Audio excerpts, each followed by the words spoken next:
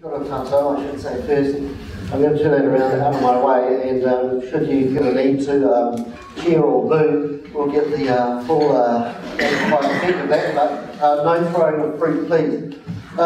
So I want to start off today. What I want to do is I want to start by asking a question. My question here is how much? How much sheep feces would make 5,500 people ill? Are we talking about a cupful? Are we talking about a bucketful? Are we talking about a wheelbarrow load or a truckload? How much sheep feces would make that many people ill? Well, you can do a simple little equation or two and get yourself an idea about that. And the first thing you need to do, and I'll just apologise now, maths was never my strong point, and I've done a bit of a few calculations here. But the first thing you've got to do is figure out what's the effective dose for Campylobacter. And it depends actually on the species of Campylobacter we're talking about. For example, you can find Campylobacter with geckos, and that particular strain of Campylobacter doesn't make humans ill at all, apparently. Other species are very virulent, and as few as 10 organisms will cause an illness. So I looked at the literature here, and the sort of decent, reasonable point I came up with was about 50. So 50 Campylobacter bacteria would make someone ill. And in the case of Hemlock North, the evidence we've got and the work that was done suggests it was a pretty virulent strain of Campylobacter. So we've got our 50 organisms there. Let's choose 50. We'll times it by 5,500, and that means we need 275,000 bacteria. 275,000 individual bacteria. Now, the problem with that is, of course, is that all of the drinking water and the water supply is not consumed. It's used for all sorts of other things. And so, if we say, take a fudge factor and say, well, only 1% of the water in the drinking water supply is going to get drunk. So we times it by 100, and we come out with a figure here that we need 27,500,000 bacteria, single organisms, to make 5,500 people ill. So that's 27.5 million bacteria. So we've got those. The next question is, how much sheep feces do you need to have that many bacteria? Well, it's pretty simple. I looked at the research, and more or less we come up with a figure of 500,000 Campylobacter organisms in 1 gram of feces. So you get the rest of it, you do the little equation, and the startling fact of this is you come up with a figure of 55 grams. So 55 grams of sheep feces, that's about an egg cup full, can make 5,500 people ill. It's kind of staggering when you think about it. So you look at that and you think about the implications of what that might mean. Now don't get me wrong, I'm not saying that at Hemlock North an egg cup full of sheep feces got tipped into the river and suddenly 5,500 people got ill. That's not what I'm saying, because there's a whole bunch of other factors here. For example, some people will consume less than 50 organisms and they'll still get ill. And some people, greedy people, they'll consume more than their share of 50. So there's a bunch of fudge factors going on there. But the point I make is a very simple one, and that is a very, very small amount of animal feces can make a large number of people ill. And there's two reasons, a number of reasons, but two of the main ones are, firstly, the number of organisms in 1 gram of feces that are pathogenic is very high, and the second is that water supply systems are extraordinarily efficient at transmitting pathogens to people. In fact, if you wanted to make a whole lot of people sick with Campylobacter, you couldn't come up with a better way than designing a water supply system. It's so efficient. And the great thing about water supply systems is their abilities to take clean water and give it to people. It's also the Achilles heel, because if that water's not clean, your problem can be quite large. So that's my first question. My second question is also how much? And this question is, how much sheep and cattle feces is out there? Well, as it turns out, 1 cow produces as much feces as 16 people, 1 sheep as much as 10 people, and if you add up all the cows, and there's different figures used for this, and there's different ways of budgeting around it, but you come up with a figure that says the amount of feces produced by our cattle and our sheep and our cows is equivalent to nearly 500,000 people. Sorry, 500 million people. I told you I wasn't good at math. 500 million people. So, that's quite a big pile of, you know what? It's quite a big pile. And remember, we're talking about an egg cup here. So, we've got a problem. There's another way to look at it, and it's like this. And I'll just acknowledge here, this data comes from Brent Cook and ESR. Cattle go to the toilet, believe it or not, it's an interesting fact, 9 to 16 times a day, on average about 12. And when they go to the toilet, they do about 2 kilograms of cow fat. So that's about 25 kilograms per cow. 9 million cattle in New Zealand. That comes out to about 230,000 tonnes of fecal material a day, 84 million tonnes per year. So that's a lot of, you know what. So there's two really contrasting things going on here. Here's another thing that's important, that is, why is it important? Well, look at the UN Sustainable Goal of Development, number 6. And it says we're trying to ensure access to water and sanitation for all. What's that? Oops. Fine. Keep going. Sanitation is the use of toilets, because we're trying to prevent open defecation. Why do you want to prevent open defecation, what we call open defecation? Because it puts feces into the environment, and from the environment it can easily get into drinking water supply. But here we are, we've got open defecation. 500 million animals, or equivalent to 500 million people, open defecation.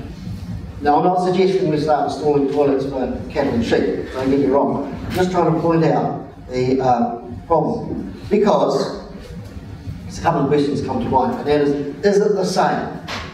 Is animal feces the same as human feces in terms of health? Is it the same? And does it make people sick? Well, here we go to the inquiry, what are they saying? The whole evidence there, and they're talking about somewhere between 18,000 and 100,000 cases of illness in New Zealand attributed to drinking water supply. And I don't know what that number is, I've got no idea what that number is, somewhere between there. But the thing that's interesting to me is, firstly, it's all preventable disease, it shouldn't be happening, whatever the number is. And the second is that those cases are not outbreaks, they're not events. Most of those cases are sporadic illness. They occur a couple over here today, one over here tomorrow, another one over there next week,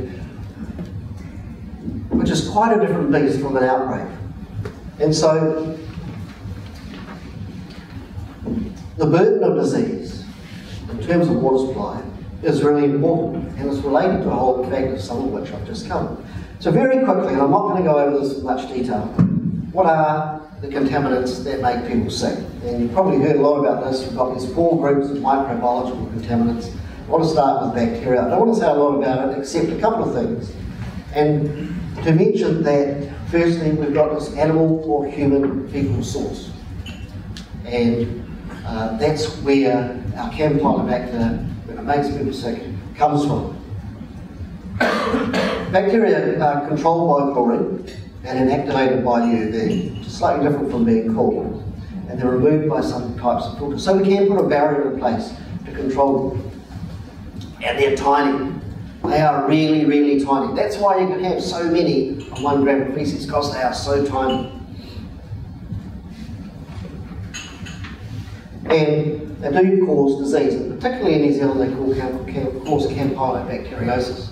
So here's a graph of the cases of campylobacteriosis in New Zealand over a 10-year period. And we just need to acknowledge Nigel French from Massey University for all of the graphs I'm going to show.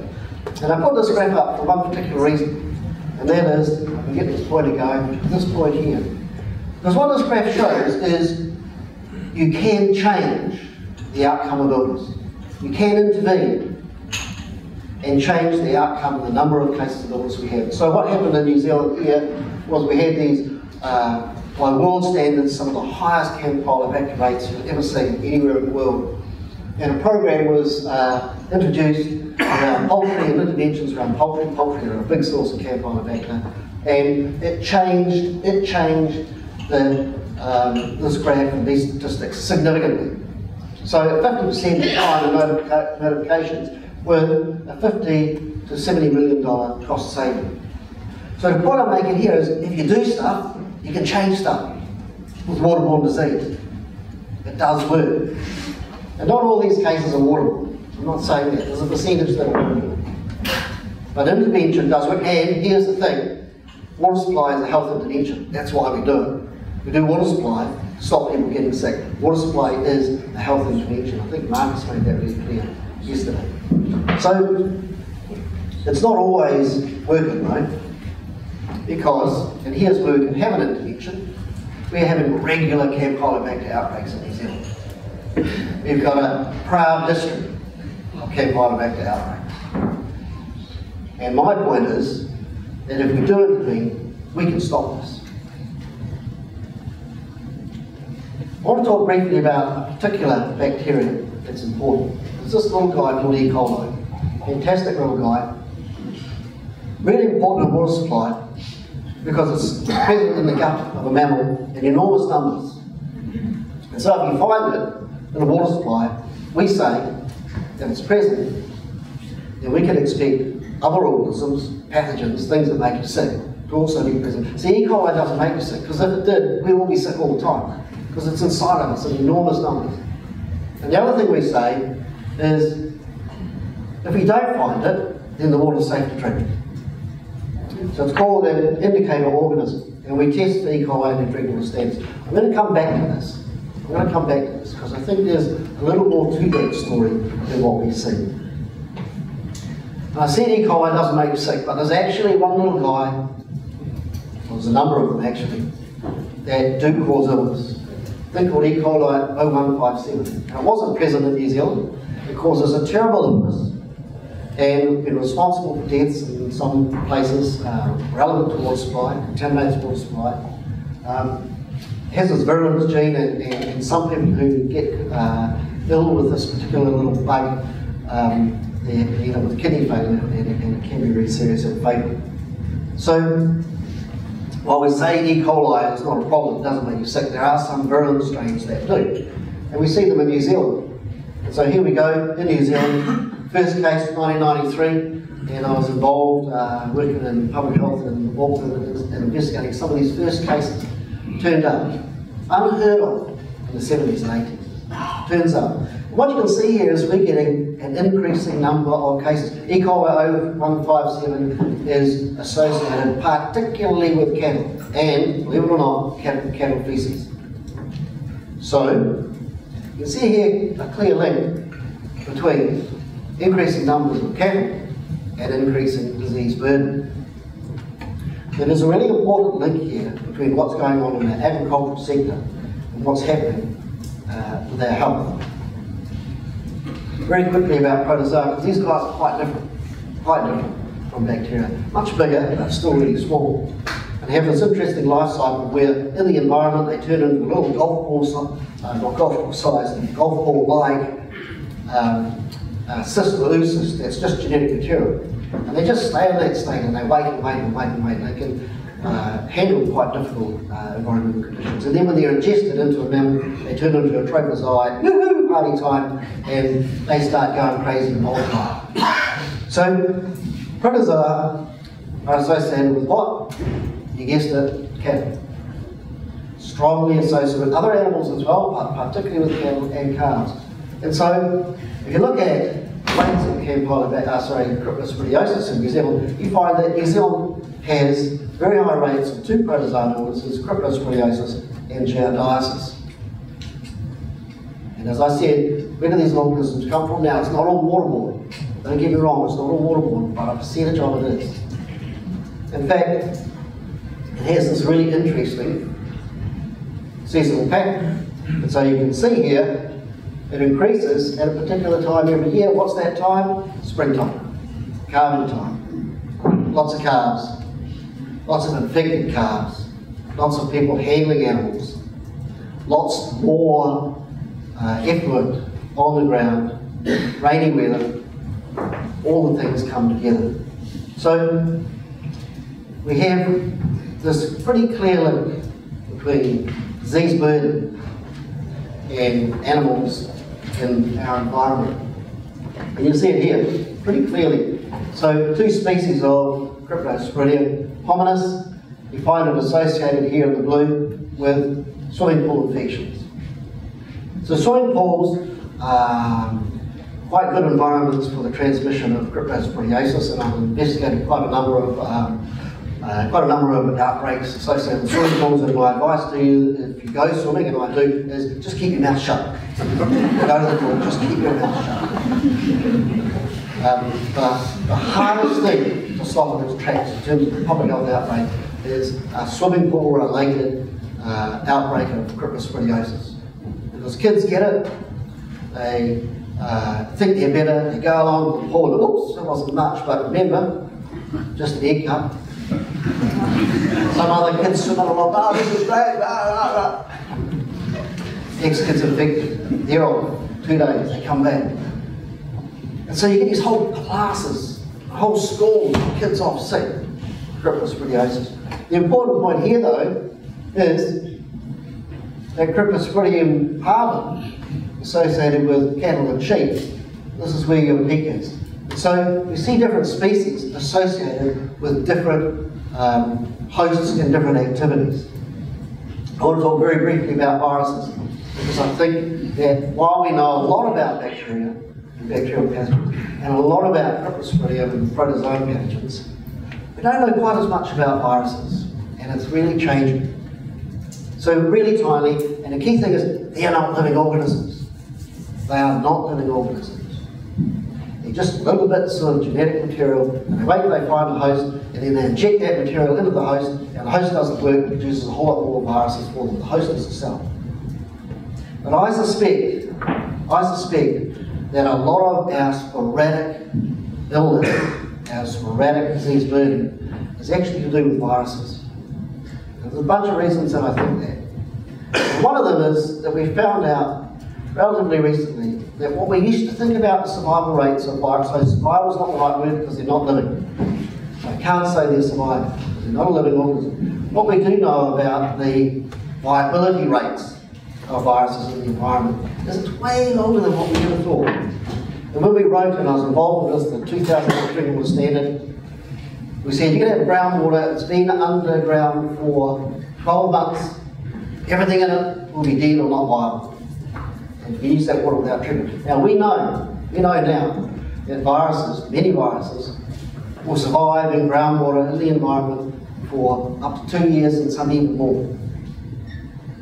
So this changing understanding, this changing science is allowing us to rethink a lot of the things that we need to do in the way we think about it. So I would predict that viruses are of increasing importance to us. So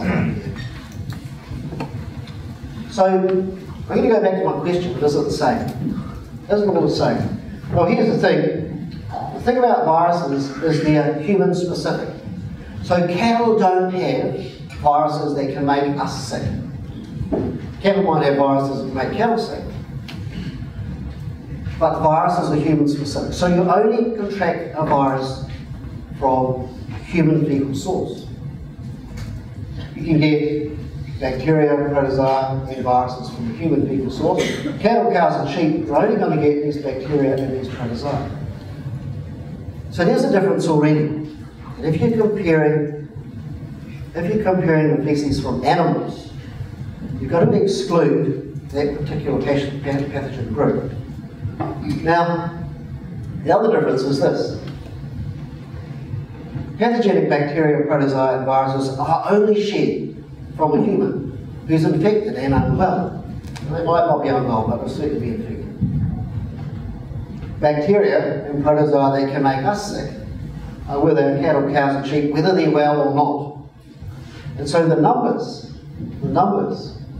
in the feces, the numbers of pathogenic organisms in the feces of these guys is going to be way higher than in these guys, in other words, in human sewage. So there is a difference. There is a difference. And the other difference is in these organisms themselves. So bacteria, you can control them with UV and chlorine. Protozoa only with UV, not with chlorine. And viruses only with chlorine.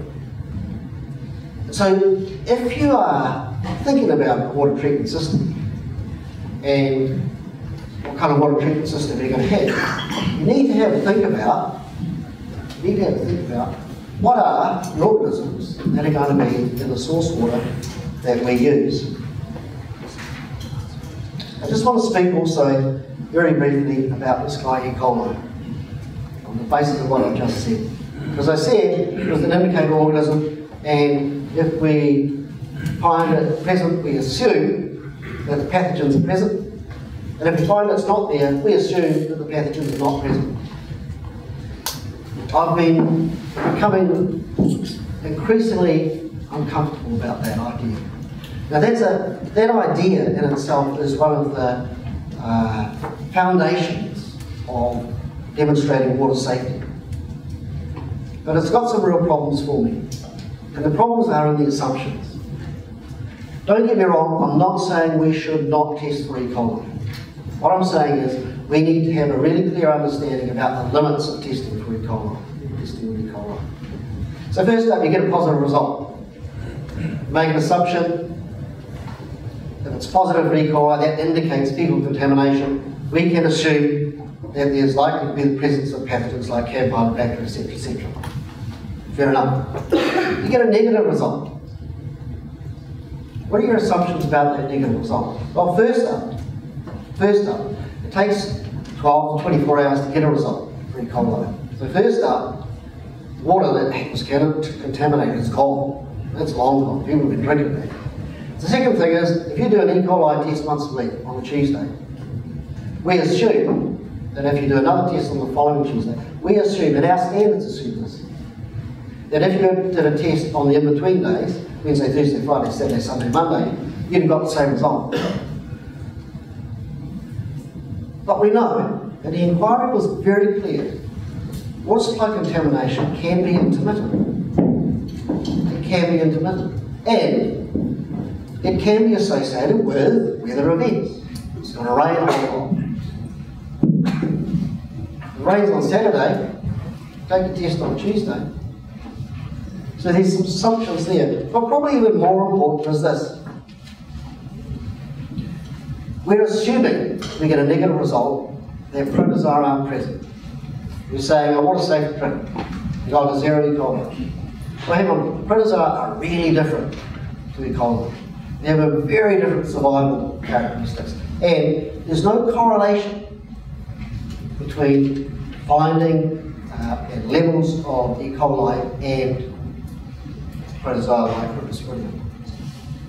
If you look at viruses, E. coli actually doesn't survive long in the environment. And I've just told you that viruses can last up to 2 years or more. So if we're finding no E. coli, I'm not confident that we can say there's no viruses there. Or that we can say there's no protozoa there. And that's why I'm becoming increasingly uncomfortable about this. So what do you do? What do you do? And there's a bunch of things you can do. And I'm not saying, as I said before, don't test for E. coli. I'm not saying that. What I'm saying is understand it. Because I often see and hear, there's been an incident, someone's on TV, and they're saying, yeah, we've had this problem, but we've done 3 tests for E. coli, and they've all come back negative, so the water's safe. And when I see that, and you'll be surprised how often you see it, I think it's a reflection more of a lack of understanding about the limitations of E. coli testing than about safe water supply. So what do you do? And I'm a huge fan of risk management. Those who know, who've heard me speaking, know me will know that that's the case. Risk management, I believe, is a fantastically useful tool for us to solve or manage this E. coli testing conundrum. The problem is that in New Zealand, we don't really do a lot of risk management in water supplies, and what we do, we don't do it well, in my view. And we particularly don't do a lot of risk management work around water sources and water catchments. So if you look at our drinking water standards, it says one section there about doing a catchment risk assessment.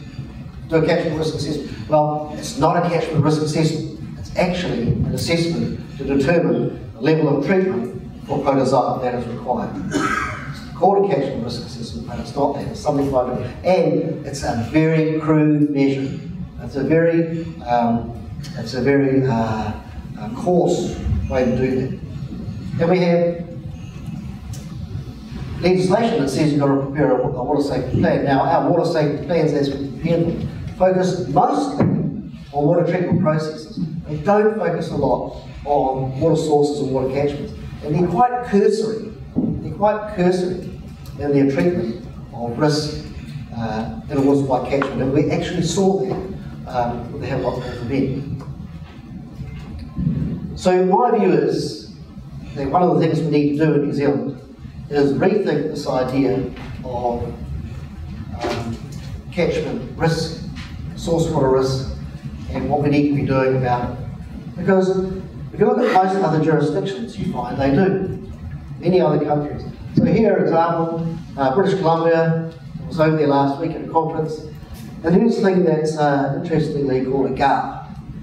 And a GARP is a groundwater assessment for risk of pathogens.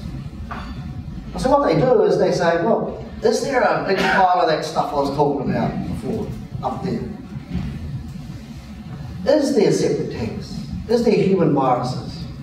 And they use that information to have a big impact on what they do in their treatment systems. But they start up there. In New Zealand around risk, we tend to focus straight away on the treatment point. Very quickly, cyanobacteria, quite a big problem as well, increasingly a problem in New Zealand, blue-green algae, and a really important problem. I want to talk though, I want to stop talking about animal feces, and you're probably tired of listening to me talk about it. Personally, I find it fascinating. My therapist is probably on a little program to try and solve that problem. I'm doing quite well. I want to talk about nitrogen because I've got a different take on it. We've heard people talk about nitrogen, we hear about nitrogen, we hear about it a lot. I've got a slightly different take on it. And I don't take anything away of what people said, it's all true. Nitrogen is generally considered to be a problem for the environment. It's actually a problem for human health as well. We often don't think about that. And particularly,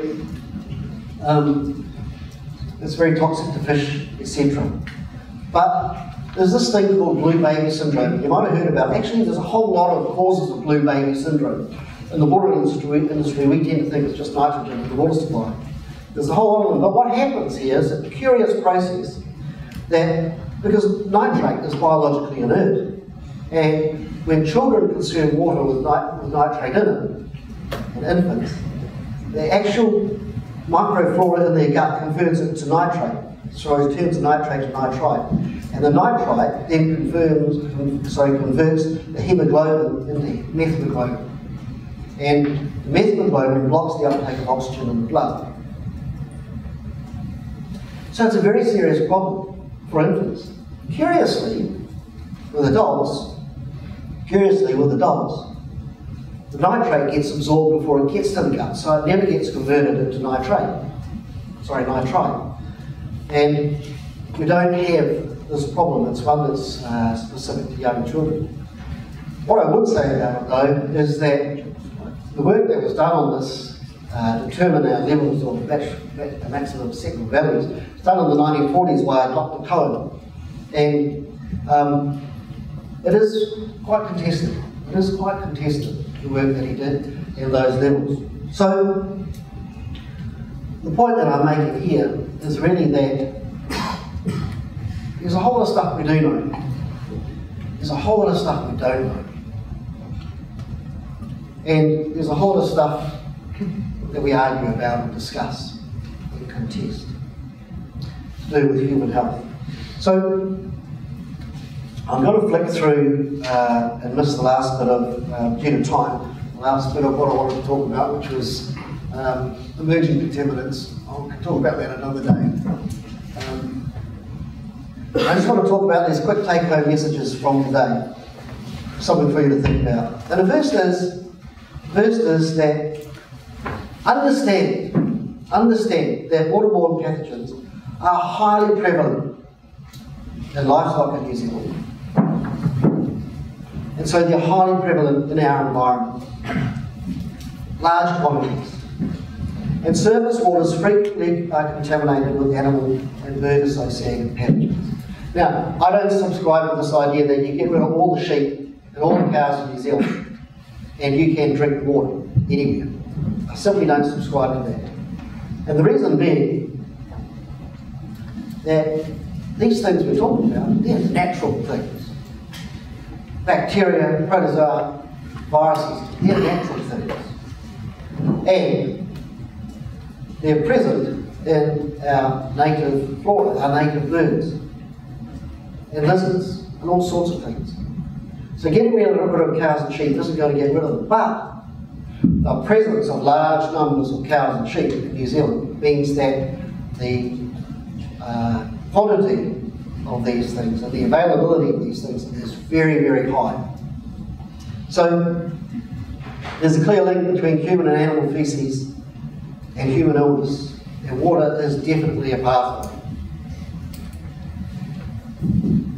There are a number of emerging contaminants. I didn't really get to that. So there's a bit of a take on health and water and those links, and the impact that things that are in our environment have on health and water supply and the burden of disease and how long that works. So thank you very much, and I'm going to stop right there.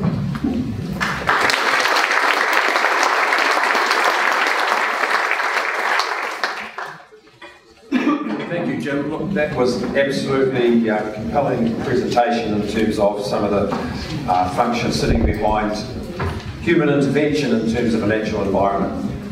Such interesting. Has anybody got a question for Jim? Burning question. Yes. Hello, Jim. From Burberry District Council.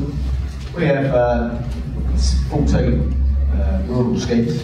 One of those stems from taking wood from a shallow gallery bore, and we're running at 300 kilometres through rural property. So a lot of that is probably underneath 58 million tonnes of that shit you talk about. We have a real problem when it comes to managing our distribution. So we took our council took the decision a long time ago to fluoride supplies. But as you mentioned now, we've got a real risk with protozoa. So on an aged infrastructure across that 350 kilometres, we've probably got 40% of it still what's in the 60s. So we're fixing this stuff on a regular basis. We've got chlorine in the water that deals with potentially to the viruses, but to the bacteria, but not to the protozoa. You got any views on that? Yeah, I do, and it's rural supplies in New Zealand are a real problem. They are a real difficult problem that we really struggle to deal with. We really struggle to deal with it. We kind of in 2008, with the legislation, the Health Drinking Review Act, we tried to deal with it there with the use of point of entry devices. No one's really taken that up, to be fair. What I say to people is this: with a water supply, any water supply, but it applies in a rural situation. The first thing you must do as a water supplier, the first thing you must do is manage risk. Forget about your compliance. First thing is manage risk. And the simplest way, and I'm pleased to hear you've done this because a lot of people have, the simplest way to manage most of your risk is to add chlorine to a water supply. Add chlorine, 4.2 milligrams per litre.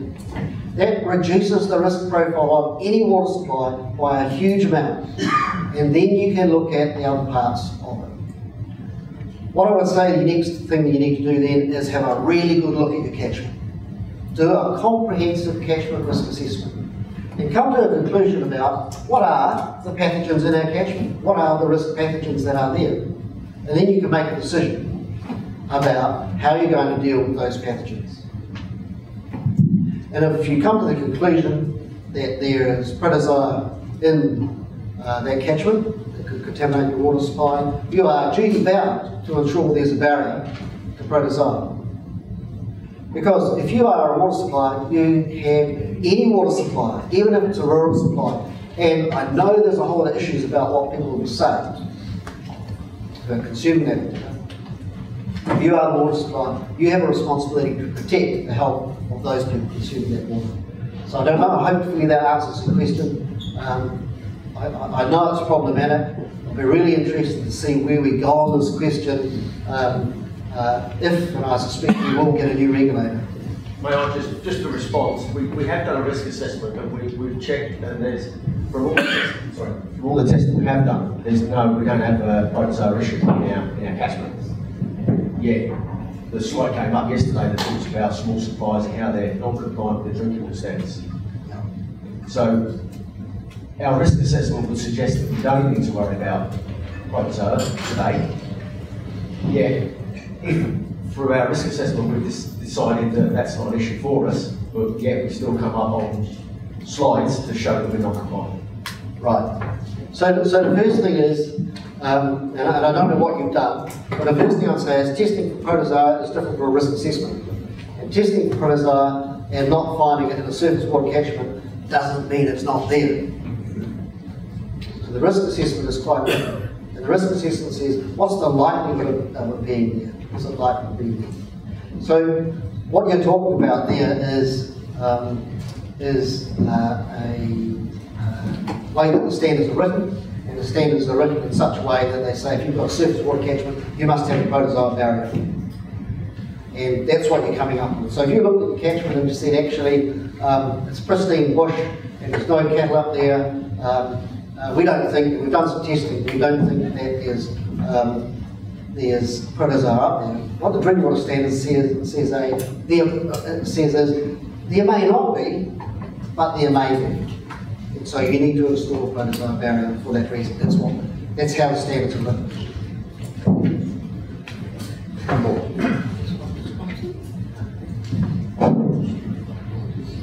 Most of this appears to be aimed at surface water supplies. There are about 950,000 people in New Zealand, I understand, are on unserviced water supplies, which is self-supply, and probably about 3.5 million of our tourists each year gravitate to the rural area, which are not service supplies. What are your suggestions for solving the challenges that are inherent in that situation? So the first thing is that, I'm sorry if I gave the impression I was only talking about surface water supplies. I'm talking about all water supplies. So groundwater system. No, I mean serviced. Oh, services. Sorry. Network supplies. Yeah. So you're talking about self-supplies, household supplies. Yeah. Okay. The bush hut out in the back. Yeah. Yeah. So, well, two great questions, because you've struck two of the really thorny issues here. And I guess it was kind of raised in the inquiry and not really advanced too much. But we have a problem with many local authority suppliers. We have a bigger problem with our non-local authority suppliers, and these are what we call self-suppliers. And it's a significant problem. And how do we deal with that problem? Because ultimately, those supplies are not covered by the Health Drinking Water Remedy. The regulator for those self-suppliers is actually your local authority. And most local authorities, if they're aware that they're the regulator for those supplies, they're not doing anything, even if they're aware. And many of them are not aware. So it's kind of falling through the cracks. And I guess one of the big questions that will come up with a new regulator, and I'm pretty confident and hopeful that we'll have a new regulator, is which suppliers are they going to regulate? Are they going to regulate just council supplies, or are they going to be the regulator for all supplies, regardless of who owns them, how big they are, whether they're a network supply or not? And if they are going to, there's been a suggestion that the new regulator should, how far down are they going to regulate those supplies? What level of population, for example, Are we going to say we'll cut off at 150, or we'll cut off at 100, or 50? Because the lower you go in terms of that number, the more supplies you've got, the bigger your regulator's going to be. So, yeah, I mean, that's a really good question, and I think at the moment the jury's out on how we deal with it, but it's a gnarly one that really does need attention. I'll give you an example, I'll give you one quick example. Ski field, a ski field, self-supplier, not covered by the Health Drinking Water Amendment Act, not the responsibility of our drinking water assessors. 5,000, 10,000 people there on a day. And for me, it doesn't make sense when they get missed out and a little community supply that a council is operating across a network boundary of 84 people is in. So yeah, big problems. Thank you very much, Joe.